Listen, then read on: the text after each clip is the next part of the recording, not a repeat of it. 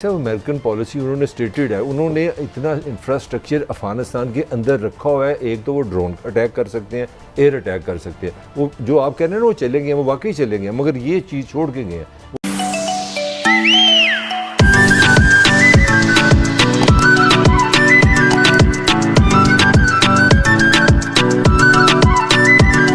खबर है अमेरिका तालिबान को मज़ीद बर्बाद करने पर तुला हुआ, और जो चाइना की एफर्ट्स हैं उसमें रीबिल्डिंग की जो मुबैना तौर पर क्या ये हो सकेगा या नहीं हो सकेगा। भट्टी साहब, ये जो तालिबान पर फ़िज़ाई हमलों को स्टेप अप कर रहा है अमेरिका, इसका मतलब है कि ज़ाहिर है वो तो नहीं चाहेगा कि ये अफ़गानिस्तान में रीबिल्डिंग हो, या यहाँ से उसको रूट मिले, रेल रूट मिले या कोई रूट मिले जो उसका एक जगह मिलती है, तो वो उसको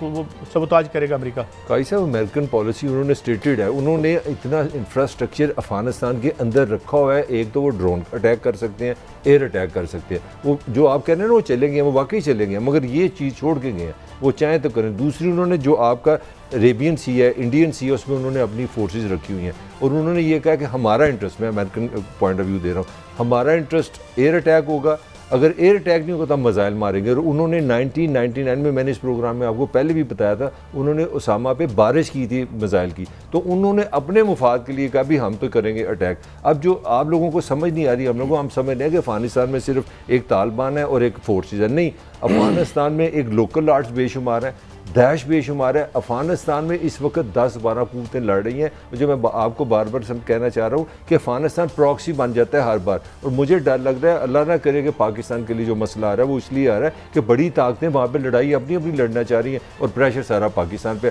कल जब हम बैठे थे, भट्टी साहब ने आपको जो खबरें दी हैं, पूछे ना इनसे कि हमारे जो इदारों पर कितने अलर्ट हैं। भट्टी साहब, इतनी बड़ी खबरें कल आप दे रहे थे। देखिए कायद साहब, गुजारिश है कि अमेरिका किसी सूरत भी अफगानिस्तान अमन नहीं होने देगा, ना भारत। उनकी खरबों इन्वेस्टमेंट गई है। चाइना एक सुपर पावर बन चुका है, माशी तौर पर बनने जा रहा है। उन्होंने अफ़गानिस्तान में तबाहकारी के लिए आखिरी हद भी क्रॉस करनी है, और मेरी इतला है कि पाकिस्तान में भारत ने चंद दहशतगर्द भी भेज दिए हैं बलूचिस्तान में।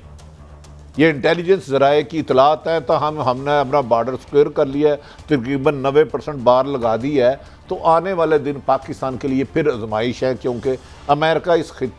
समझता है कि अगर पाकिस्तान अफगानिस्तान में अमन हो गया तो एक फिक्र सिर्फ आपको पता है, यूनाइटेड नेशन ने किस्म की वार्निंग होगी ना। यूनाइटेड नेशन अक़वाम मुत्तहिदा कह रहा है कि पाकिस्तान पे अफगानिस्तान से अटैक हो सकता है। मैं आपकी बात कर रहा हूं। हर रोज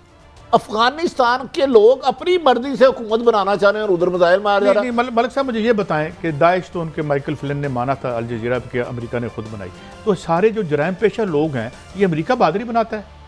और किसी मुल्क में अमन या तरक्की नहीं होने देगा। जहां तरक्की होगी बम मार देगा। काई साहब, आप हम पंजाब में बैठे हैं ना, वो समझदार लोग कहते हैं अगर एक चौधरी अच्छा हो जाए ना तो पूरा दिहाड़ ठीक हो सकता है। अगर हमारी सुपर पावर ने, मैं बतौर इंसान बात कर रहा हूँ, अगर ये इतनी इंसानियत परस्त होती तो इंसान इस तरह जंगों में रहता। सेकंड वर्ल्ड वॉर से अभी तक हमने क्या कर रहे हैं, हम जंगे। इसका मतलब है कि अमेरिकन रूलिंग एलीट भी जराइम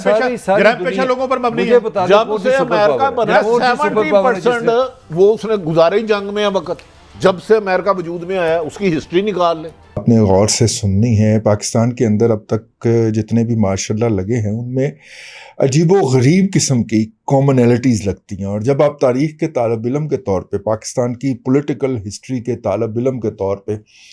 इनको स्टडी करना शुरू करते हैं, इनका कंपैरिजन शुरू करते हैं, तो आपको पता चलता है कि दायरे का एक सफ़र है जिसका नतीजा कुछ भी नहीं है। आप घूम फिर के फिर उसी नुक्ते पे पहुंच जाते हैं। अयूब खान साहब जो थे वो लियाकत अली ख़ान की हमाकतों और तासुबात के बायस और अपनी पैटी पॉलिटिक्स के बायस जब सेक्रेटरी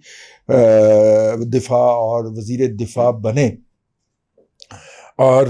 उसके बाद फिर उन्होंने सिकंदर मिर्ज़ा से माशाल्लाह लगवा के उसकी छुट्टी कराई और ख़ुद उस इक़्तिदार पे काबिज़ हुए। उस इक़्तिदार के ऊपर काबिज़ होने और उसे मुस्तहकम करने के बाद फिर हम देखते हैं कि वो 2 से 3 साल के अंदर अमेरिकन्स को घसीट के पाकिस्तान के मामलात के अंदर मुदाखलत करते हैं। अमेरिका के अंदर जो है वो आप सिर्फ शाह ईरान के ऊपर ही नज़र इनायत न रखें, हम भी तो पड़े हैं राहों में। तो वो फिर जब राहों में पड़े हुए थे तो फिर अमेरिकन बहादुर ने उन्हें भी टुकड़ा डाल दिया, और फिर वो इस कौम के ऊपर मुसल्लत हो गए। 1979 के अंदर जो है वो रूस बहादुर जो है वो आ जाता है افغانستان کے اندر، اور افغانستان کے اندر جو ہے وہ امریکن کا ٹوٹرو کانپ رہا ہے، اور وہ کم بھی جا رہے ہیں کہ اب ہمیں پاکستان سے بھی پول آؤٹ کرنا پڑے گا، کیونکہ اگلا ٹارگٹ جو ہے وہ پاکستان ہو سکتا ہے، کیونکہ رشین ایکسپینشنزم جو ہے وہ جہاں پہ ہو جاتا ہے وہاں سے واپس نہیں جاتا۔ اور پھر جو ہے وہ جو ہیں وہ اس وقت تک دنیا بھر کے اندر تھو تھو ہو رہی ہے، برطانیہ نے اور دوسرے ممالک نے دروازے کھولے ہوئے ہیں، اور ہمارے یہاں کے پیپلز پارٹی کے جو حامیان ہیں وہ دھڑا دھڑ جا کے ان ممالک کے اندر لینڈ کر رہے ہیں، ویزا فری انٹری ہے ہماری برطانیہ کے اندر، تو وہ جناب ہو جاتے ہیں۔ اس کے بعد جو ہے وہ 1981 کے اندر کیسپر وائن برگر صاحب جو ہیں وہ پاکستان تشریف لانا شروع کرتے ہیں، جو کہ اس وقت کے امریکہ کے وزیر خارجہ ہوتے ہیں۔ تو وہ بتاتے ہیں کہ جناب ہمیں تو ایسے لگا جب ضیاء الحق نے مزاحمت کی بات کی تو میں نے کہا، ہم نے سوچا کہ اس کا دماغ خراب ہو گیا، اور وہ یہ بات سوچتے ہوئے کہتا کہ میں اس وقت اسلام آباد کے ہوائی اڈے پہ ہمارا جہاز کھڑا تھا، ہم ٹیک آف کرنے لگے تھے، اور میں سوچ رہا تھا کہ اس کا جرنیل کا دماغ خراب ہو گیا، یہ روس سے ٹکر لینے کی بات کر رہا ہے ان افغانوں کے ساتھ۔ لیکن مارشل لا لگانے کے 3 سال کے اندر اندر جو تھے وہ ضیاء الحق صاحب گھیر کے لے آئے تھے، اور انہوں نے الیکشن بھی اس کے بعد پھر ڈول ڈالا، اور پھر وہ سارا کچھ یہ بھی نہیں چلے آگے آ جاتے۔